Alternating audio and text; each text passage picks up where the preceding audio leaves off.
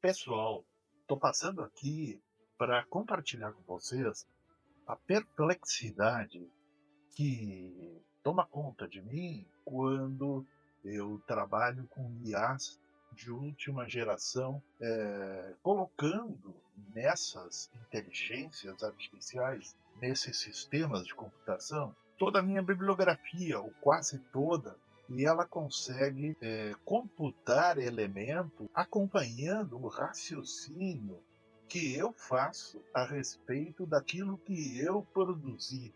Ora, isso é extremamente revolucionário. É como se fosse um sistema de computação auxiliar ao meu sistema próprio cognitivo, com as minhas memórias, evidentemente seguindo uma programação alheia ao modo como eu me programo para pensar as minhas memórias. Obviamente, sim, mas como algo auxiliar. É como você pegar um carro para ir de um lugar ao outro. Ou seja, você poderia ir a pé, poderia de cavalo, poderia, mas pode ir de carro ou pode ir de avião. É sempre você lidando com aquilo que você quer.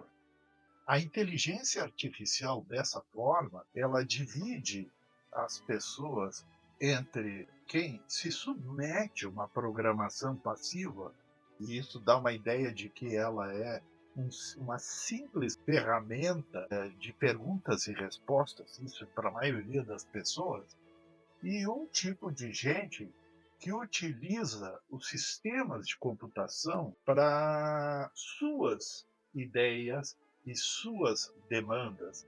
Então, nós somos divididos entre quem utiliza a computação de uma maneira própria, de uma maneira ativa, por sua iniciativa, os senhores da computação, nas quais eu me incluo, quer dizer, ela tem uma espécie, não uma consciência no sentido humano, mas ela é dar uma extensão para a nossa consciência, e nós somos senhores mais ampliados e profundos daquilo que se passa, usando propriamente de forma inteligente sistemas de computação, ou escravo, que respondemos uma programação de uma forma passiva, pedindo respostas como se fosse um oráculo.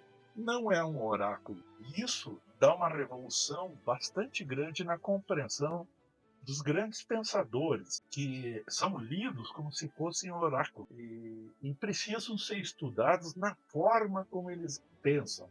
Por exemplo, como pensava ou pensa a partir da produção dele Sigmund Freud, os grandes físicos, os grandes psicanalistas, além de Freud, os grandes comunicadores. É possível você estudar os sistemas cognitivos das pessoas usando os sistemas de computação, colocando os dados dos grandes mestres sem ficar mistificando o que eles pensam.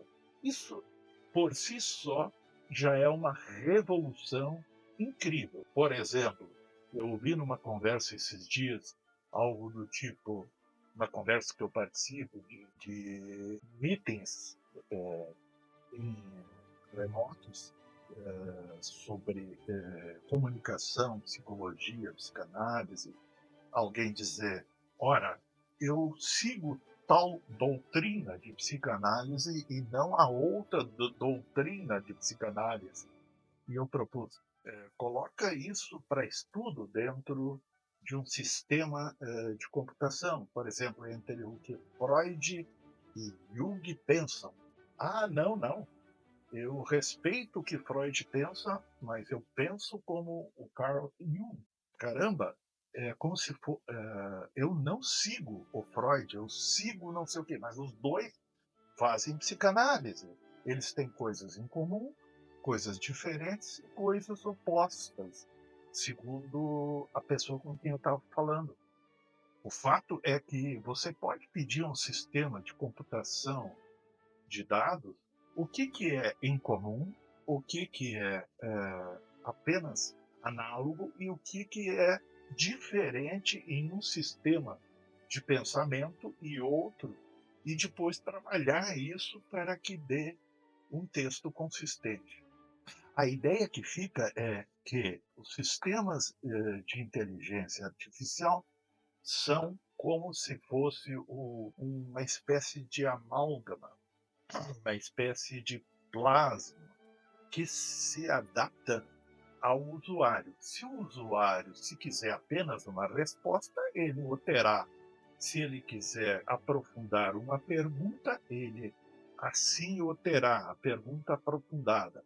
Se ele quiser criar um ambiente interativo, e pode levar um bom tempo para a IA criar um ambiente interativo com base nos diálogos que você fez, assim o será, né, dentro dos limites da programação. Pensa nisso, um grande abraço e conheça o nosso método Psiconeurocomm, usando ferramentas de inteligência artificial para desenvolver a sua inteligência. Abração!